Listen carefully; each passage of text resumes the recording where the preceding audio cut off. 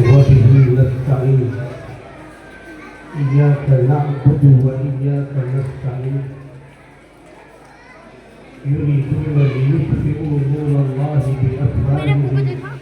والله متم نوره ولو كره الكافرون صدق الله العلي العظيم. فانوس بن کے جس کی حفاظت ہوا کرے، فانوس بن کے جس کی حفاظت ہوا کرے، وہ شمع کیا بجھے جسے روشن خدا کرے. آج کی اس محفل کے صدر ذی عالی وقار جن سے میری مراد جمعیت علماء ہند صوبہ دہلی کے نائب صدر حضرت اقدس مولانا عبدالحنان صاحب مدظلہ العالی، اور آج جیسا کہ آپ کو معلوم بھی ہے کہ ہمارے اس بزم میں دارالعلوم دیوبند کی مقدس سرزمین سے حضرت استاد محترم مولانا مجیب اللہ صاحب دامت برکاتہم العالیہ تشریف لائے ہوئے. اسٹیج پر تشریف فرما جملہ ذی وقار مہمانان کرام اور نہایت ہی مقتدر شخصیات کئی اسکولوں اور کالجوں اور مدارس کے ذمہ داران اور کالونی سے آئے ہوئے پیرنٹس، مرد و خواتین اور عزیز طلباء، میں جب اسٹیج پر چڑھا تب ایک تقریر کسی مدرسے کے طالب علم کی زبانی چل رہی تھی جس کا موضوع تھا قرآن کریم کی عظمت اور وقار. اس بچے کی تقریر نے ہمیں اس کا اطمینان دلایا کہ مرکز دعوت الحق والعلوم الاسلامیہ جو الشمس ٹرسٹ کے زیر انتظام چلتا ہے، جس کی نگرانی ہماری کالونی کے نہایت ہی معزز جن سے میری مراد حضرت مولانا عارف قاسمی مدظلہ العالی اور سعید اختر مہتاب حفظہ اللہ فرماتے ہیں، اور جس کی نظامت مولانا اسعد حفظہ اللہ فرماتے ہیں. ان بچوں کی تقریر سے یہ سمجھ میں آیا کہ ادارہ شروع سال سے مستقل محنت کر رہا ہے. اس بچے کے انداز، لب و لہجے اور الفاظ کا انتخاب، ان تمام چیزوں نے اس بات کو سمجھانے کی کوشش کی کہ ادارہ کئی گنگی زبان کو قوت گویائی عطا کرنے کا کام کرتا ہے. مرکز دعوت الحق والعلوم الاسلامیہ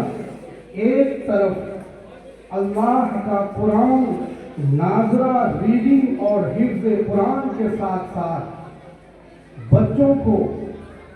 عربک چہارم تک یعنی آدھے عالمیت کی کلاس تک تعلیم دیتا ہے، اور دوسری طرف جو ہمارے اسٹوڈنٹس کے اندر خوابیدہ صلاحیتیں ہیں، پوشیدہ صلاحیتیں ہیں، ان کو اجاگر کرنے کے لیے انجمن کے زیر انتظام حلقہ وائز پروگرام کرتے ہیں تاکہ ہمارے یہ بچے کئی طرح کے اسٹیج پر پہنچ کر رسول پاک صلی اللہ تعالی علیہ وسلم کے دین کے لیے کام کر سکے. اللہ کے فضل و کرم سے روز اول سے یہ ادارہ میری معلومات کے مطابق، کیونکہ میں کالونی میں رہتا بھی ہوں اور اس ادارے کا سابق مدرس بھی ہوں، اور ابھی یہاں اسی محلے کے لیے میں بھی کام کرتا ہوں، تو میں اپنی معلومات کے مطابق یہ جانتا ہوں. اور ابھی ناظم تعلیمات صاحب نے رپورٹ پیش کی جس میں یہ بتایا انہوں نے کہ 100 طلبہ یہاں کے قیام و تمام بورڈنگ سسٹم میں رہتے ہیں اور تقریباً 100 سے زائد طلبہ کالونی سے قرآن کریم اور اردو ریڈنگ اینڈ ڈکٹیشن اور اسی طرح سے دینیات اور اسلامیات سیکھنے کے لیے وہ اسٹوڈنٹ آتے ہیں جو اسکولوں میں تعلیم حاصل کرتے ہیں، جن کا ٹارگیٹ انجینئر بننا ہے، جن کا مقصد اصلی ڈاکٹر بننا ہے، جن کا مقصد پروفیسر بننا ہے، کسی کالج کا لیکچرار بننا ہے۔ ان تمام مقاصد کے ساتھ ساتھ ان کے پیرنٹس اس ادارے میں قرآن کی تعلیم سیکھنے کے لیے انہیں یہاں بھیجتے ہیں اور وہ سیکھتے ہیں، اور در حقیقت اس تعبیر، اس خواب کو شرمندہ تعبیر کرنے کی وہ بچے کوشش کرتے ہیں۔ ان بچوں کے اساتذہ اس بات کی کوشش کرتے ہیں کہ ایک طرف کالونی کا یہ اسکول کا اسٹوڈنٹ انجینئر بن کر نویڈا کے 60 منزلہ تعمیر کا اور عمارت کا محل بنا رہا ہو، اور دوسری طرف اس کے سینے میں، دل دماغ میں ان آیتوں کا ورود ہو رہا ہو، عَمَّ يَتَسَاءَلُونَ عَنِ النَّبَإِ الْعَظِيمِ الَّذِي هُمْ فِيهِ مُخْتَلِفُونَ۔ ایک طرف کالونی کے وہ بچے اسکول میں پڑھ کر ایمس کا ڈاکٹر بن کر آپریشن تھیٹر میں پہنچ کر اوزار کی تیاری کر رہا ہو، اور دوسری طرف اس کے دل دماغ میں یہ آیتیں آ رہی ہو، تبارک الذی بیدہ الملک وہو علی کل شیء قدیر الذی خلق الموت والحیاۃ لیبلوکم ایکم احسن عملا۔ ایک طرف کالونی کا مختلف اسکولوں میں پڑھ کر اس کے بعد کالجز سے، یونیورسٹی سے فارغ ہو کر اسی یونیورسٹی کے کسی کلاس روم میں پہنچ کر لیکچر کی تیاری کر رہا ہو، اور دوسری طرف اس کے دل دماغ میں یہ آیات آ رہی ہو، وَالضُّحَىٰ وَاللَّيْلِ إِذَا سَجَىٰ مَا وَدَّعَكَ رَبُّكَ وَمَا قَلَىٰ۔ پتہ چلا کہ ہمارا یہ مرکز دعوت الحق والعلوم الاسلامیہ ان اسٹوڈنٹ پر جو ہماری کالونی کے ہیں، جو ہمارا مقصد اول ہے کہ ہم اپنے کالونی اور محلے کے بچوں کو دین سے، قرآن کی تعلیم سے، اردو سے، اسلامیات سے اس طرح واقف کرائیں کہ وہ در حقیقت نانوتوی کے علوم کا وارث بن سکے، شیخ الہند کے علوم کا بھی وارث بن سکے۔ ایک طرف دنیاوی علوم کو وہ لیے ہوئے ہو، اور دوسری طرف علامہ سندھی کے علوم کا بھی وہ وارث ہو۔ ایک طرف وہ اور دنیا کی ہنر مندی بھی وہ سیکھ رہا ہو، اور دوسری طرف مولانا حسین احمد مدنی نور اللہ مرقدہ کی سیاست سے اور علوم سے بھری ہوئی زبان کا استعمال کرنے کا شعور رکھتا ہو۔ مرکز دعوت الحق ان تمام پلیٹ فارم پر کام کر رہا ہے۔ رفتہ رفتہ آپ کو شاید معلوم نہیں ہوگا، ہمارے ہی اس اسٹیج پر یہاں کے اس ادارے کے نہایت ہی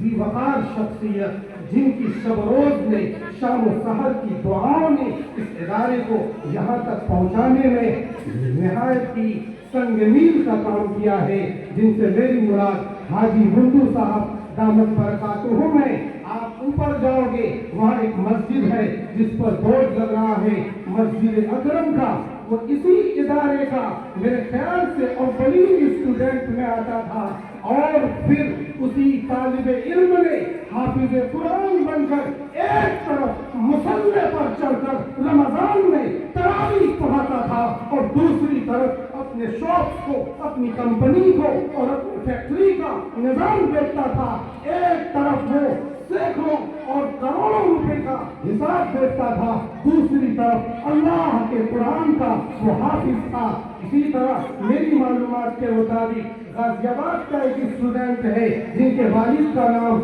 حاجی ظفر الدین ہے، اسی ادارے کا فارغ، جو آج اربوں روپے کا وہ مالک ہے، بڑی بڑی کمپنیاں، بڑی بڑی فیکٹریاں بناتا ہے۔ اسی ادارے کے طلبہ دارالعلوم سے مفتی بن کر فارغ ہوئے، علماء بن کر فارغ ہوئے، مذاہب سے فارغ ہوئے، پتہ یہ چلا کہ دھیرے دھیرے رفتہ رفتہ ہم ایک ایسی کھیت تیار کر رہے ہیں جس کھیت کی تمنا شیخ الہند نے، اصیل مالٹا نے مالٹا کے جیل میں کیا تھا، جس کھیت کی تمنا علامہ سندھی نے کیا تھا، جس کھیت کی تمنا ہمارے بزرگوں نے کی تھی، جس کھیت کی تمنا ہمارے اسلاف نے کی تھی، اور اسی کھیت کی تیاری کے لیے ہمارے یہ اساتذہ اور ان کے یہ نگران اور ان کے محتمین اور ان کے ناظم لگے ہوئے ہیں۔ اس شعر کے ساتھ خراج عقیدت پیش کرنا چاہتا ہوں کہ پھول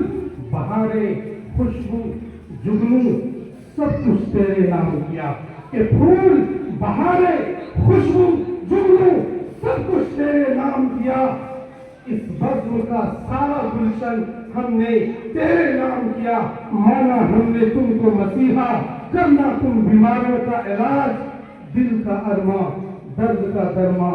سب کچھ تیرے نام کیا۔ یہ اکابر اس پر مسلسل محنت کر رہے ہیں اور اس کو آگے بڑھانے کی کوشش کر رہے۔ میرے پاس وقت نہیں ہے، بہت تھوڑا سا مجھے وقت ملا ہے، اس لیے بس اخیر میں اس بات کے ساتھ رخصت ہونا چاہوں گا کہ اللہ تعالیٰ نے اس ادارے کو اس کالونی کے لیے نعمت بنایا ہے، اس کی ہم قدر کریں، اس میں ہم پڑھیں، اس میں سیکھیں، اس میں آئیں، اپنے بچوں کو بھیجیں۔ کئی لوگوں نے یہ اڑایا کہ مرکز دعوت الحق میں، پتہ نہیں یہ بات یہاں کے اساتذہ نے بتائی ہے یا نہیں، کئی لوگوں نے یہ بات چلا دی کہ دعوت الحق میں تعلیم نہیں ہوتی، دعوت الحق میں پڑھانے والے اچھے نہیں ہیں، دعوت الحق میں اساتذہ اچھے نہیں ہیں۔ آپ کے سامنے ابھی بچوں کا بھی آپ نے پروگرام سنا، اساتذہ کو بھی آپ سن رہے ہو، یہ مفتی سلمان صاحب، مولانا اسد صاحب اور مولانا مفتی عبداللہ صاحب، یہ سب عظیم ادارے کے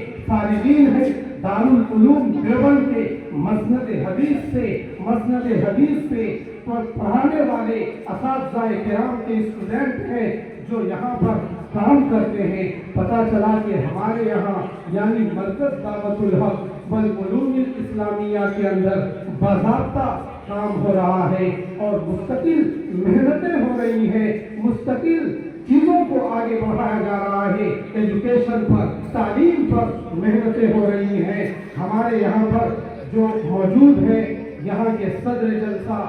جناب